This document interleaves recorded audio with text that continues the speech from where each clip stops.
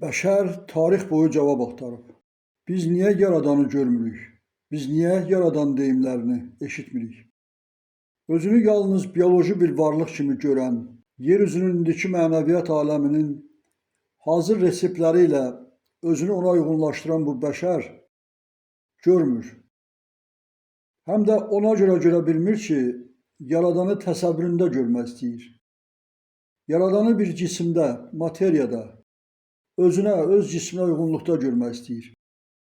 Təsəvvüründə yaradanı bir heykəl baxımında, fotoşəkil, portret kimi, rəsm tablosunda görmək istəyir. Min illərlə bəşərə, bəşəriyyətə yaradanı olduğu kimi deməyiblər, demək istəməyiblər. Deməli olanlar isə yaradanı bir nurda gördüm, özünü görə bilmədim. O gözə görünməzdir deyiblər. Sualdan sual alınır. O yaradanı görmədən onun haqqında, onun adından deyim demək nə qədər doğrudur? Yaradanı görənlər olubdur. Məsələn, Həzrəti Zərdüşt, Həzrəti İsa, Həzrəti Məhəmməd. Müqəddəs kitabları ilahiyyatda oxumaq lazımdır. Hüseyin Cavid Əfəndi ona görə çətin dərk edilir. İlahiyyatdan cüz'i məlumatı olmayan insan üçün Hüseyin Cavidi dərk etmək çətin işdir. Doğrudur, yaradan bir nurdadır. Amma mələkləri, yəni ağgeyimlilər, onun təzahürü, biz bəşər isə ilk müqəddəslərin təzahür və oxşarlarıyıq. Amma ilahi formada yox, maddiliyə bağlılıqda, yəni bəşəri yaranışda təzahürüyük. Göndərilən peyğəmbərlər bəşəriyyətə səcdələri, su ilə paçlanmanı, oruc olmanı və digər ilahi icraatı gətirirlər. Onlar heç də özlərindən demirlər, yaradanın deyimlərini gətirirlər və yaradan ilə bəşər arasında ilk bağlılığı və yaradana qalxmaq, necə deyərlər, mexanizmini açırlar.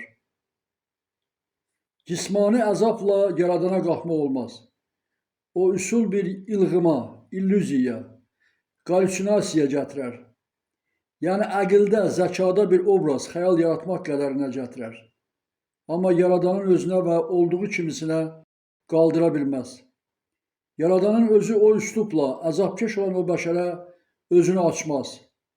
Ona görə ki, heç kəs pak olmadan, əqli pak olmadan, vücudu pak olmadan o paçlığa, yaradan məkanına, yaradan nuruna özünü qaldıra bilməz.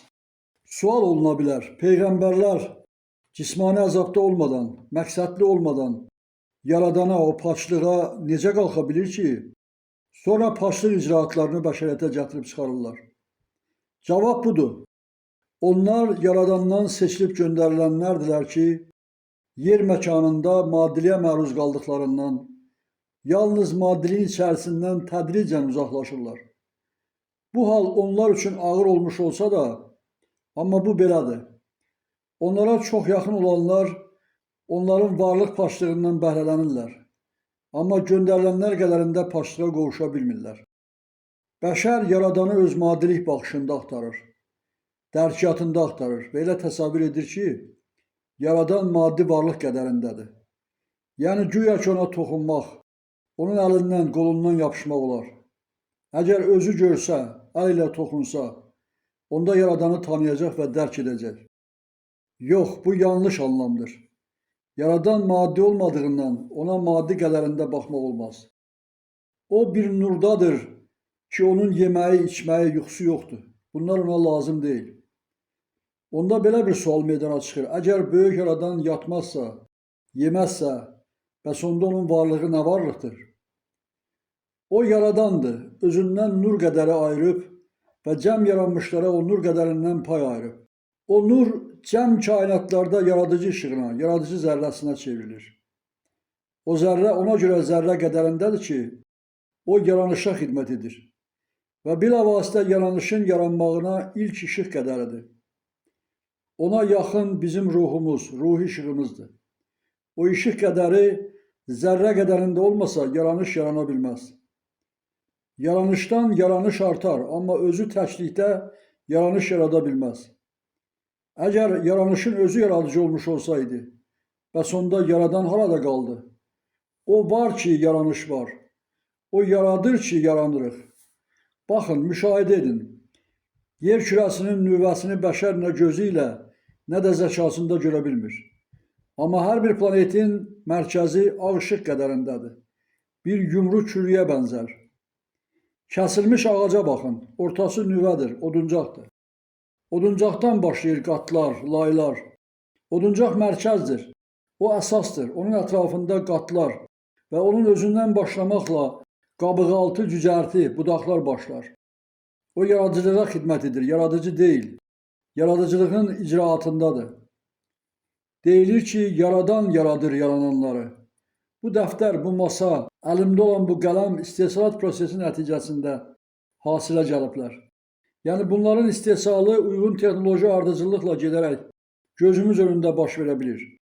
Amma ilk xammal dediyimiz isə yer kürəsində olan maddiliklərlə bağlıdır. Və onlar da müxtəlif iş üsulları ilə birbaşa təbiətdən alınır. Sonra isə emal edilərək hasilə gətirilir. Təbiəti, ətraf aləmləri dediyimiz ilkin xammalı isə böyük yaradan yaratmışdır. Bəs bəşər yaranışı necə? Necə baş verir? Yaradanın bir yaradıcı kimi iştirakı nədən ibarətdir? Baxın, bəşər yaranışı və ya hər bir yaranacaq yaranış yaradanın özündən təyinləşdirdiyi bir işıq zərrəsindədir. O işıq zərrəsi kainatlardan bizim planetə ayrılır. Yaradan baxışında təyinlənir. Ancaq və ancaq onun öz baxışında təyinat alır. O işıq zərrə qədəri qadın varlığına qovuşur. Kişi isə o yaranışın maddilik qədəri iştirakçısıdır.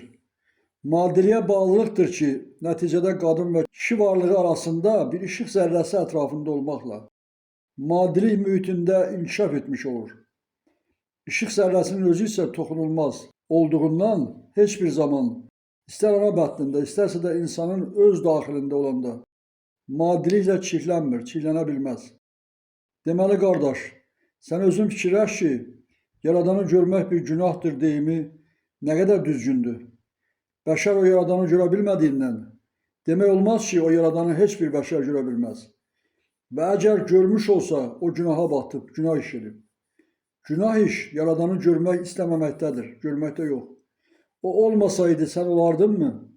Əgər sən varsansa, yaradanına niyə bu qədər biganəsən? Bəs dərkiyatın, zəkan haradadır? Yaradanı görmək istəklilər görmək istər. Bunun üçün sən paçlandıqca paçlanmalı, dərkiyata çatmalı, ilkin yaddaşını öz əlinə almalı, kamilləşdikcə kamilləşməli. Sonra ilkin müqəddəsliyinə çatmalı. Deməli, bütün varlığınla onu axtarmalısan.